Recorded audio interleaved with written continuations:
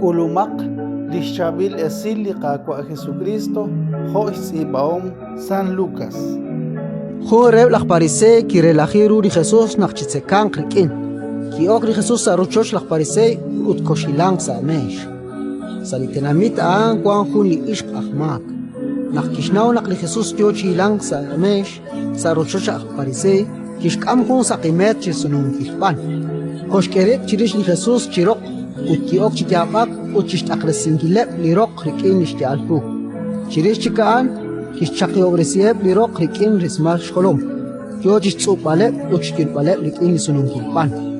Nakiril an lakparisei iki okok reli Jesus kishties asho. Kuita profeta in naksnaurah ani utkalchi iskul ali yo chichi okre shbana kahmak. Kichakok li Jesus utkishtiere. At Simon, inkie kunak nale bakwe. Utaan kishtie. Kiat solonel. Li Jesus kishtier. Kuibeb chikwin kek asok chiru hun ak eolto. Kuib mil chitumin lishk aslihun ut kuib sient chitumin lishk aslihun chik. Nak kiril nak makak arut teishtohkui. Lak eolto kisacheb lishkas shkabichaleb. Ani reban likashal ta raokre. Kichakok lak Simon. Ninkohlanak alinabash kash sachek. Kisumek. Sakalkia lishatye. Tohanak li Jesus kishut kesirip sashkaya bali ish ut kishtiere lak Simon. Manakakwili ishkain. Sholin okak sala kochoch utinkashak eschakbalikok. Aban aan takresilikok rikin lishki alru utchakyobresi rikin lirismal sholom. Laat inkashat subku. Abanaan challengechak kokik akwikin inkash kanap subalep likok. Laat inkashat yulin holom rikin aseit. Abanaan julep likok rikin ban. Hokanak ninki akwe. Kuy bilep sach bilep lishki lamak panak asal sraw. Aut likyal kachin shmak na kuye kachin akwi naraw. Ut kishtiere li ishq. Kuy bilep sach bilep chiklamak. Ebli kwan keb sa mesh rosh benek keok kishtier bal chiribile brib. Ani ainak naskuye limak. Abana li Jesus kishtiere li ishq. La pabash koloka akwe. Adyo sa tuktukil usilal. Ratin likakwa